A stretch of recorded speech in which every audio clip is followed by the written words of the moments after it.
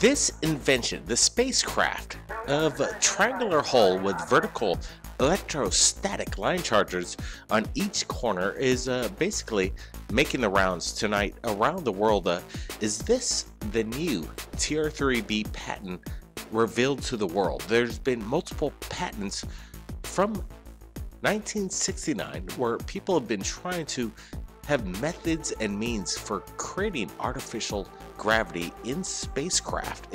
Have they achieved this? Is this reality? Is this patent the true deal of what we've been seeing over the skies, the TR-3B? We have a Kyle from UFO Proof. He's been doing some studying on St. Clair, the man who submitted this patent. UFO Proof, you there? Yeah, hey, like, how you doing, buddy? We're doing good. We've been breaking this news. It's been blowing up. What do you make of this guy? Is he legit? Oh, I saw the story too, and I started researching it, and I thought it was very fascinating. But there's a lot of math and equations in it that I simply just didn't understand. It went over my head, so I decided to look into this John St.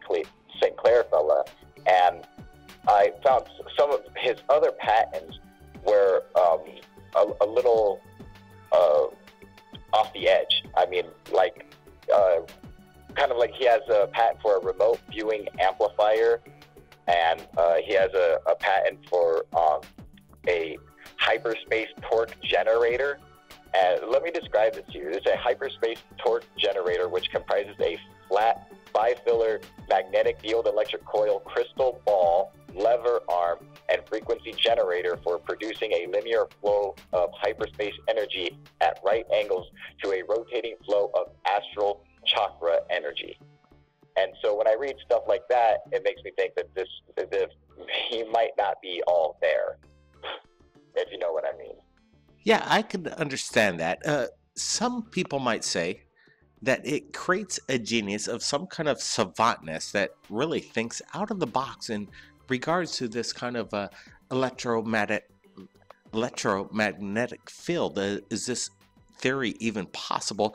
Sometimes you got to think out of the box. It looks like I said, in September 2nd, 1969, Fuchs Harry B had a method and means for creating artificial gravity for spacecraft within it.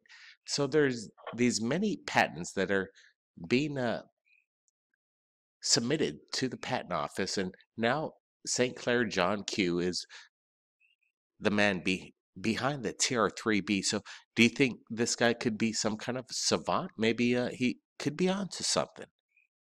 Well, that's always a possibility. I mean, because obviously there are savants out there who can do incredible mathematics and stuff like that. So I could never deny that.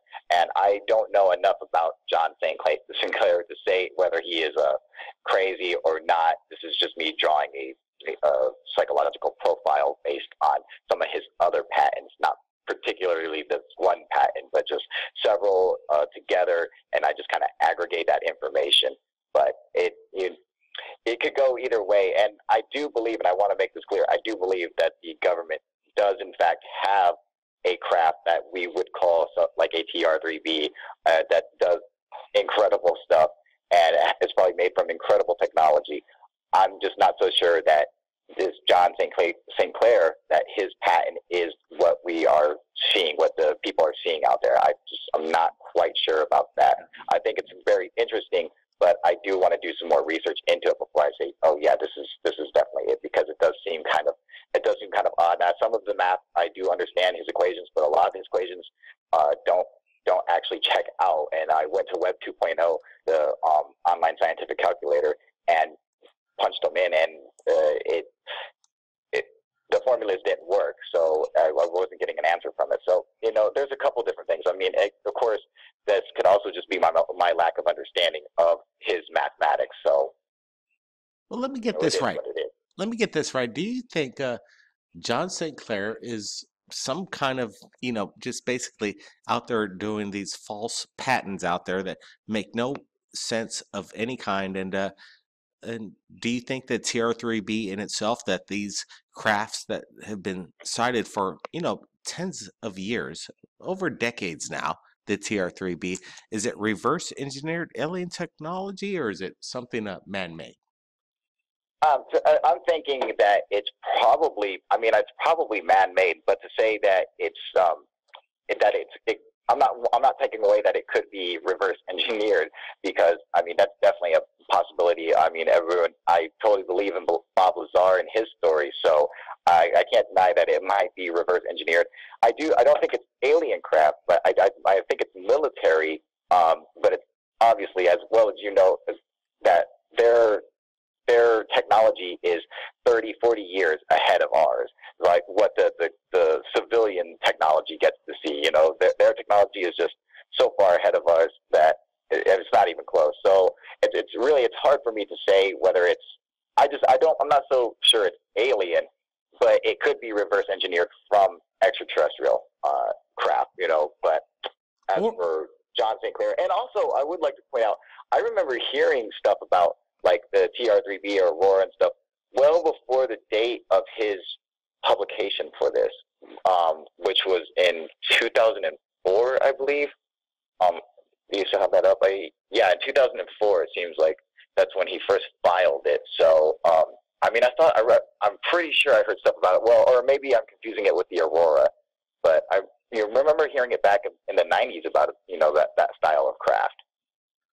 Well, I remember back in the early 90s when we were in Redondo Beach, we experienced sonic booms that were uh, going over Redondo. Nobody could explain it, and it was heading into the direction of Nevada and Area 51. The news was saying whatever it was, it must have been traveling at least 7 to 13,000 miles an hour. It really sounds like the TR-3B, in my opinion. What's uh What's I interesting was to go at ahead. that rate, I would think it would be like the HV2, uh, the hypersonic craft.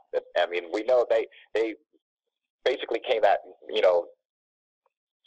told that to everybody now that the craft does exist. It does fly at Mach 20. There is some video of it, and they've had it on a couple of news reports and stuff. But because that's a really impressive. Between 7 and 13,000 miles an hour coming out of Area 51, that's really really cool. It was basically a mystery for everybody, and what I want to know, it really shook the house. It shook the whole area, all the way into Nevada. So it was about 7 a.m. It happened pretty much every Tuesday for about a month straight. Everybody, if you can look into this, we want to find out more about this because it really coincides with some of the patents in regards to this technology. I want to get John St. Clair on our show, the man who submitted this patent, because I want to get his side of the story. Where did he come up with this? Is this the real deal? Does he have a prototype in his possession? Wow, we want to see this stuff. Kyle, thanks for joining us, and appreciate your hard work. Everybody, take a look at UFO proof. Kyle, any last words? I just want to say, hey, thank you, man, and I'm glad to come on your show and be able to put my opinion on here. So I really appreciate it. All right, you guys have a good night. All right, thanks, Blake. Thanks, Brett. All right, hey, thanks, Kyle, and we want to get your opinions. Is John St. Clair the man behind the TR-3B? We want to know. Submit your comments below. Blake Cousins, keep your eyes on the skies. We'll see you again next time.